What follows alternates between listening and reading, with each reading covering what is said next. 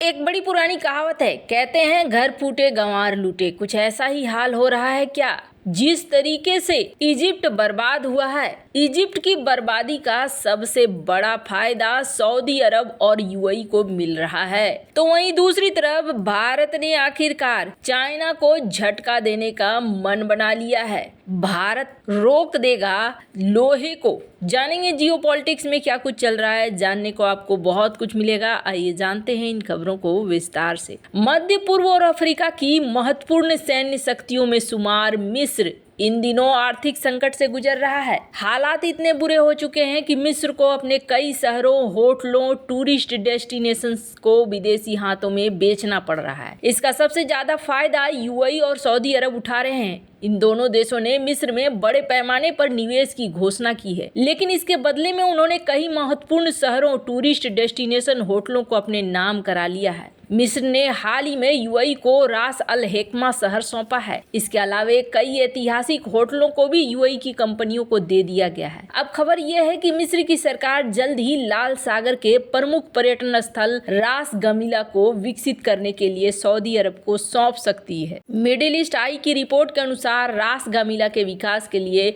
मिस्र और सऊदी अरब के बीच जल्द ही समझौते का ऐलान हो सकता है। इस सौदे की कीमत 15 अरब डॉलर बताई जा रही है। रिपोर्ट में यह बताया गया है कि मिस्र के प्रधानमंत्री जल्द ही सौदे के विवरण की घोषणा करेंगे। रास गमीला मिस्र का एक बेहद महत्वपूर्ण पर्यटन स्थल है। पर्यटक यहाँ डाइविंग करने के लिए खास तौर पर पहुँचते हैं। रास गमीला दक्षिण सिनाई गवर्नमेंट शर्म अल शेख अंतर्राष्ट्रीय हवाई अड्डे से लगभग 11.5 किलोमीटर की दूरी पर है। ये तिरान द्वीप के सामने भी है, जो 2 लाल द्वीपों में से एक है, जिसे मिस्र ने 2016 में एक समझौते के बाद सऊदी अरब को सौंप दिया था, जिस पर काफी विवाद हुआ था। सऊदी ओकाज अखबार ने रविवार को बताया है कि मिस्र सरकार रास गमीला को विकसित करने के लिए चल रही बोली प्रक्रियाओं के हिस्से के रूप में बड़े सऊदी निवेश पर विचार कर रही है। इस बीच स्वतंत्र मिस्र समाचार वेबसाइट मंसा ने भी बताया है कि सरकार को क्षेत्र को विकसित करने के लिए 15 बिलियन डॉलर की सऊदी बोली प्राप्त हुई है। एक अन्य स्वतंत्र आउटलेट डेली न्यूज इजिप्ट ने बताया है कि सरकार को सऊदी पब्लिक इन्वेस्टमेंट फंड और कतर इन्वेस्टमेंट अथॉरिटी से बोलियां प्राप्त हुई है और विजेता की घोषणा 2 महीने के भीतर की जाएगी। सूत्र ने मिडिल ईस्ट आई को बताया है कि बोली के लिए निविदा 2021 में जारी करने की योजना थी, लेकिन कोविड-19 महामारी के कारण इसमें देर हुई है। उन्होंने कहा कि ये साल 2052 तक एकीकृत शहरी विकास को बढ़ावा देने के राज्य के प्रयासों का हिस्सा है। मिस्र के सार्वजनिक व्यापार क्षेत्र के मंत्री महमूद एस्मत ने निवेश के लिए क्षेत्र की पेशकश करने की योजना की घोषणा फरवरी में की थी। सोमवार को एस्मत ने सरकार से जुड़ी वेबसाइट काहिरा 24 को बताया कि उनके मंत्रालय ने निवेश के लिए रास गमीला भूमि की पेशकश की तैयारी के लिए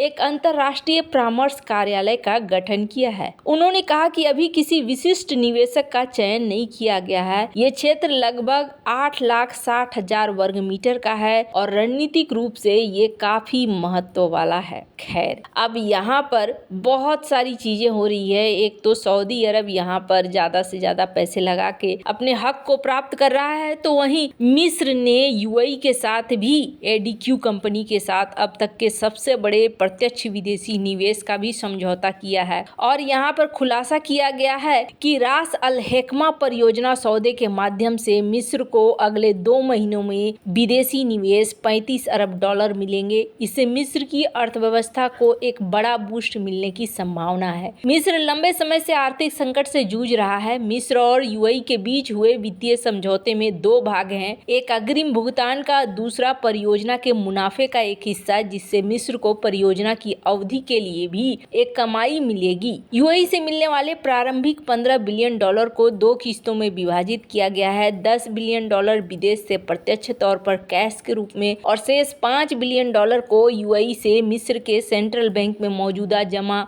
मिस्र पाउंड में परिवर्तित कर दिया जाएगा। इन फंडों का उपयोग परियोजना के शुरुआती चरण के लिए किया जाएगा। इसके 2 महीने बाद अतिरिक्त 20 बिलियन डॉलर का इस्तेमाल होगा, जिसमें 14 बिलियन डॉलर कैश और शेष 6 बिलियन डॉलर यूएई की जमा राशि में शामिल होगा। इससे मिस्र के सेंट्रल बैंक के पास 11 बिलियन डॉलर की जमा पूंजी पूंजी के अलावा सरकार को परियोजना पर खर्च के लिए $24 बिलियन का कैश भी मिल सकेगा। आपको बता दें, मुनाफे में भी बंटवारा होगा। मिस्र में परियोजना की कमाई का 35% मिस्र अपने पास रखेगा और बाकी का वो दे देगा यूएई को। कुल मिलाकर ये कहें कि इस वक्त इजिप्ट पिज्जा की तरह बंट रहा है, लेकिन एक चीज अच्छी बात ये हो रही है कि जो परियोजनाएं वो यूएई के साथ बांट रहा है उनमें वो अपना मुनाफे का कट भी रख रहा है, यानी कि आने वाले समय में मिस्र को फिर भी यहाँ से पैसे आते रहेंगे, पूरी तरीके से ये नहीं दे रहा है। खैर, जहाँ एक तरफ ये सब कुछ हो रहा है वहीं दूसरी तरफ स्क्रीन पर एक आर्टिकल देखिए। CNBC की एक आर्टिकल है,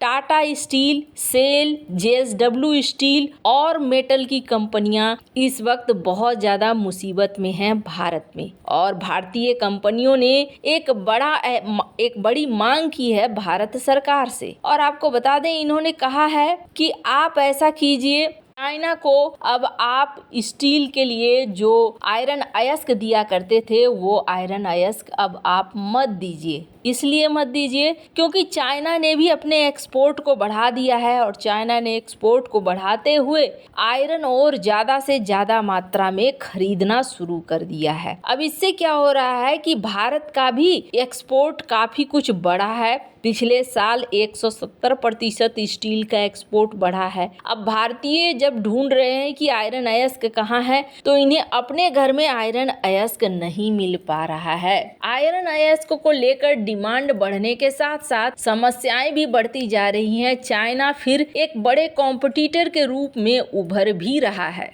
आपको बता दें, चाइना एक बड़ी मात्रा में भारत से लौह अयस्क खरीदता है, और भारत ने अभी क्या किया हुआ है, अभी हाई लेवल के लौह अयस्क पे भारत ने रोक लगा कर रखा हुआ है। पर चाइना भारत से लो लेवल के भी लौह अयस्क खरीदता है और उसे खरीद कर फिर उसे इस लायक बनाता है कि उसका इस्तेमाल किया जा सके। आपको बता दें, भारत में निकलने वाले आयरन अयस्क का 90% तक चाइना खरीद लेता है। और इस वक्त जिस तरीके से भारतीय कंपनियां सरकार के ऊपर दबाव बना रही है, वैसे में देखते हुए भारतीय कंपनियों की बात रखते हुए भारत ने स्क्रीन पर एक आर्टिकल देख सकते हैं, कंसीडर करना शुरू कर दिया है कि लो ग्रेड आयरन ओर के ऊपर भी भारत प्रतिबंध लगाएगा ताकि यहाँ से बाहर न जा पाए, खास तौर पर चाइना को ये न मिल पाए। जाहिर सी बात है, अपने घर के उद्योग को बर्बाद करके कोई भी दूसरे के उद्योग को आबाद करना नहीं चाहेगा। भारत ने मई 2022 में भी एक्सपोर्ट टैक्स लगाया था लो ग्रेड आयरन पर, और कहा था कि जिसमें आयरन कंटेंट 58%